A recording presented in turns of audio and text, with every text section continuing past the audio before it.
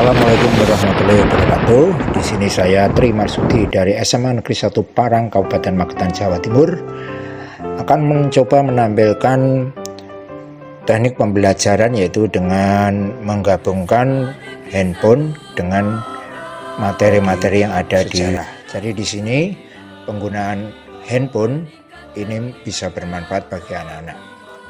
Dalam hal ini nanti akan kita beri tugas kelompok kepada anak-anak, sebagian sudah bentuk kelompok, kemudian kita beri pengarahan, yaitu tugasnya adalah membuat video materi pembelajaran dengan aplikasi Canva dan Bandicam. Selanjutnya guru mengadakan absensi sebentar, kemudian memerintahkan kepada seluruh siswa untuk mempersiapkan diri segera membentuk kelompok.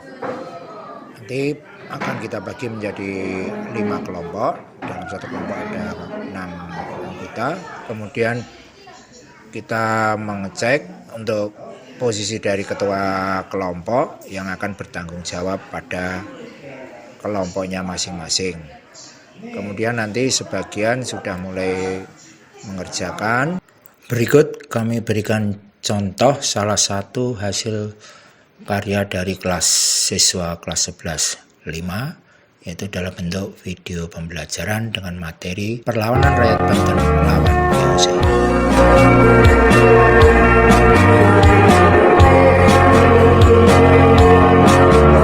Assalamualaikum warahmatullahi wabarakatuh.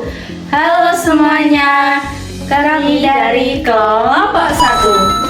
Kali ini kami akan membahas salah satu peristiwa penting dalam sejarah Indonesia, yaitu perlawanan Banten terhadap VOC. Perlawanan rakyat Banten terhadap VOC terjadi karena VOC memaksakan monopoli perdagangan di wilayah Banten. VOC ingin menguasai seluruh kegiatan perdagangan dan melarang kerajaan berdagang dengan bangsa lain. Kebijakan itu membuat rakyat dan kerajaan Banten kehilangan kebebasan serta kedaulatan mereka. Sultan Ageng Tirtayasa sebagai Raja Banten menolak keras aturan tersebut dan bertekad mengusir VOC dari Batavia. Selain itu, campur tangan VOC dalam urusan politik kerajaan juga menyebabkan pertikaian di dalam istana Banten sendiri.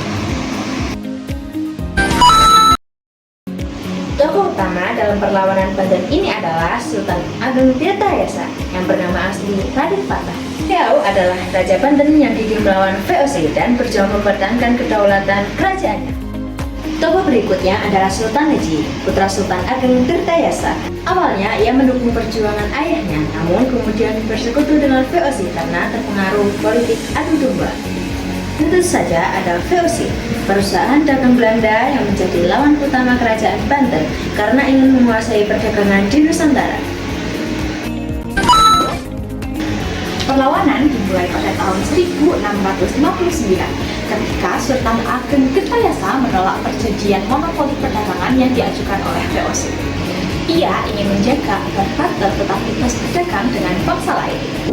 Namun, VOC berhasil memaksa Sultan Ageng untuk menandatangani perjanjian tersebut meskipun perlawanan rakyat masih terus berlanjut.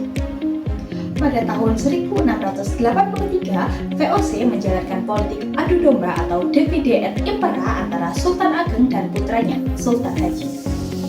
Pertikaian ayah dan anak ini memperlemah posisi kerajaan Banten. Sultan Haji yang mendapatkan bantuan dari VOC akhirnya berhasil mengalahkan Sultan Ageng Tirtayasa dan naik tahta sebagai raja.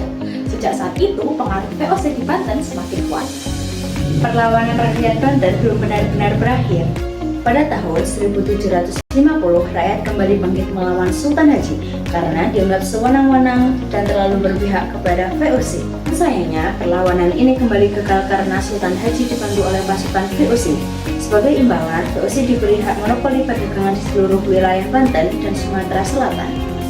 Sejak saat itu, Banten berada di bawah pengaruh penuh Belanda. Dari perlawanan Banten ini, kita belajar bahwa perpecahan adalah senjata paling berbahaya bagi penjajah. Pertikaian antara Sultan Ageng dan Sultan Haji menunjukkan bahwa tanpa persatuan, perjuangan bisa runtuh.